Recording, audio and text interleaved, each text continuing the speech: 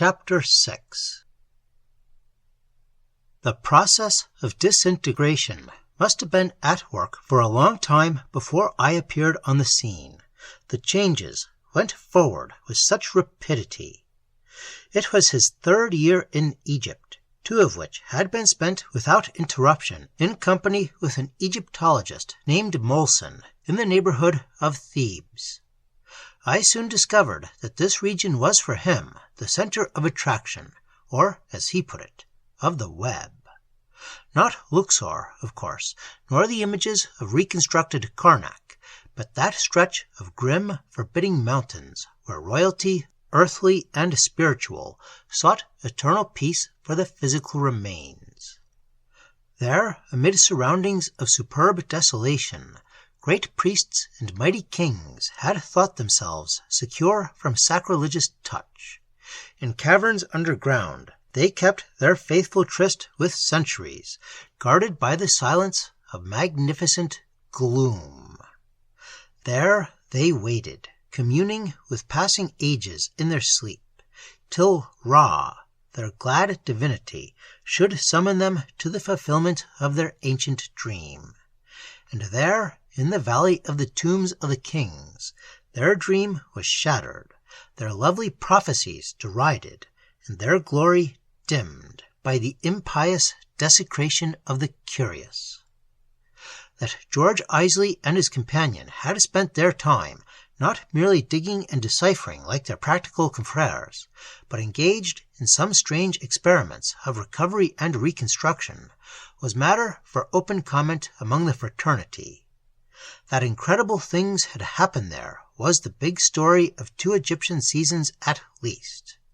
I heard this later only, tales of utterly incredible kind, that the desolate Vale of Rock was seen repeopled on moonlit nights, that the smoke of unaccustomed fires rose to cap the flat-topped peaks, that the pageantry of some forgotten worship had been seen to issue from the openings of these hills, and that sounds of chanting, sonorous and marvelously sweet, had been heard to echo from those bleak, repellent precipices. The tales, apparently, were grossly exaggerated. Wandering Bedouins brought them in. The guides and dragomen repeated them with mysterious additions, till they filtered down through the native servants in the hotels and reached the tourists with highly picturesque embroidery. They reached the authorities, too. The only accurate fact I gathered at the time, however, was that they had abruptly ceased. George Isley and Moleson, moreover, had parted company, and Moleson, I heard, was the originator of the business. He was, at this time, unknown to me. His arresting book on A Modern Reconstruction of Sun-worship in Ancient Egypt being my only link with his unusual mind. Apparently, he regarded the sun as the deity of the scientific religion of the future, which would replace the various anthropomorphic gods of childish creeds. He discussed the possibility of the zodiacal signs being some kind of celestial intelligences. Belief blazed on every page. Men's life is heat, derived solely from the sun, and men were, therefore, part of the sun in the sense that a Christian is part of his personal deity, and absorption was the end. His description of sun-worship ceremonials conveyed an amazing reality and beauty.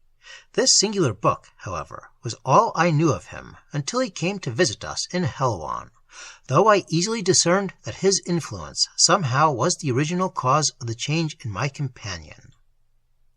At Thebes, then, was the active center of the influence that drew my friend away from modern things.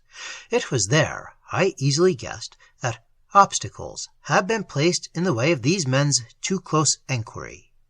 In that haunted and oppressive valley, where profane and reverent come to actual grips, where modern curiosity is most busily organized, and even tourists are aware of a massed hostility that dogs the prying of the least imaginative mind, there, in the neighborhood of the 100-gated city, had Egypt set the headquarters of her irreconcilable enmity.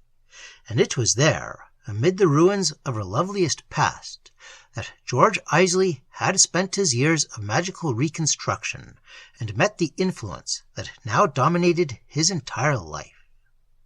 And though no definite avowal of the struggle betrayed itself in speech between us, I remember fragments of conversation, even at this stage, that proved his willing surrender of the present. We spoke of fear once, though with the indirectness of connection I have mentioned. I urged that the mind, once it is forewarned, can remain master of itself and prevent a thing from happening.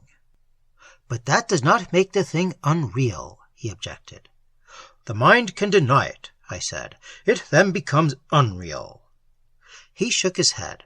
One does not deny an unreality. Denial is a childish act of self-protection against something you expect to happen. He caught my eye a moment. You deny what you are afraid of, he said. Fear invites. And he smiled uneasily. You know it must get you in the end.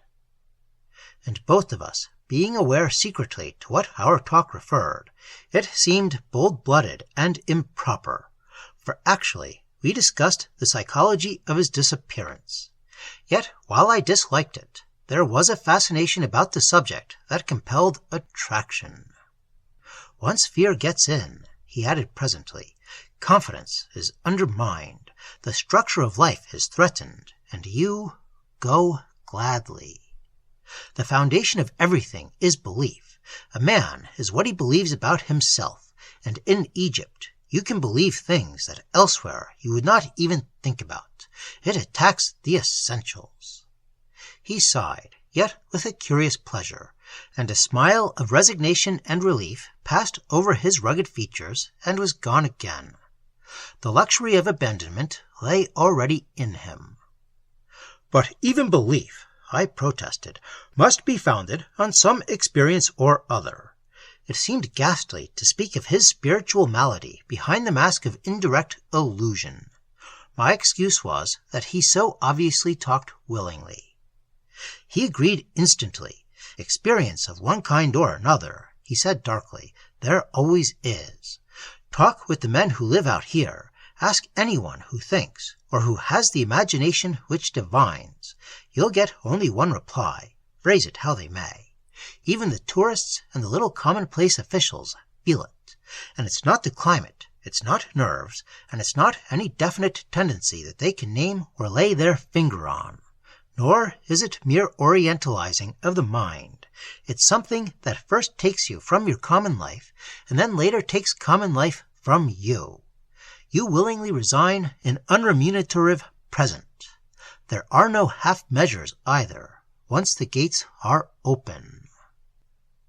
There was so much undeniable truth in this that I found no corrective by way of strong rejoinder. All my attempts, indeed, were futile in this way. He meant to go. My words could not stop him.